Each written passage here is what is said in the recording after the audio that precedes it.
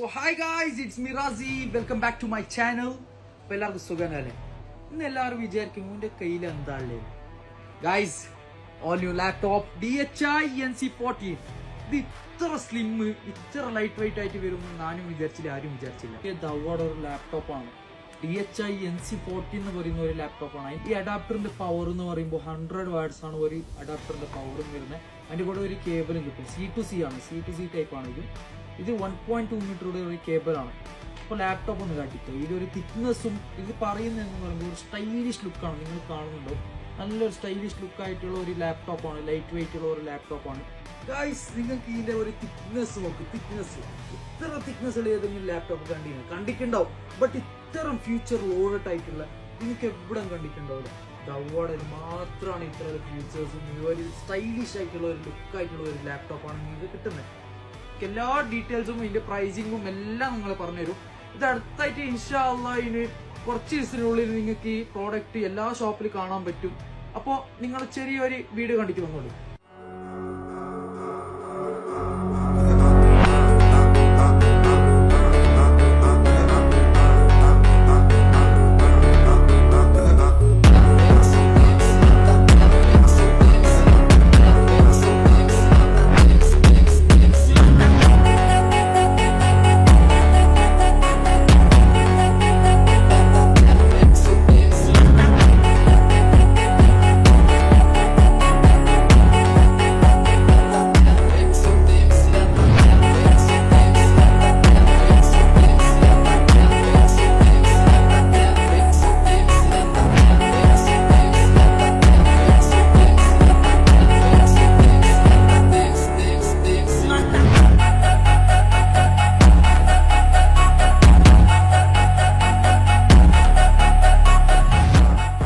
Guys, ഇവിടെ നിങ്ങൾ നോക്കുമ്പോൾ ഇത് ഫുൾ ഫംഗ്ഷൻ ടൈപ്പ് സി ആണ് നിങ്ങൾക്ക് കിട്ടുന്നത്.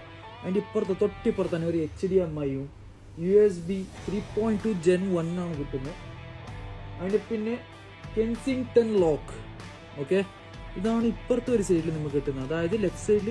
ഗൈസ്, അതേപോലെ നിങ്ങൾ റൈറ്റ് സൈഡിൽ നോക്കുമ്പോൾ റൈറ്റ് സൈഡിൽ ഫസ്റ്റ് ആയിട്ട് വരുന്നത് ഒരു ഇയർഫോൺ പോർട്ടും RJ45 ഈത്തർനെറ്റ് പോർട്ടും USB 3.2 Gen 1-ഉം അതേപോലെ മൈക്രോ SD കാർഡ് പോർട്ടും.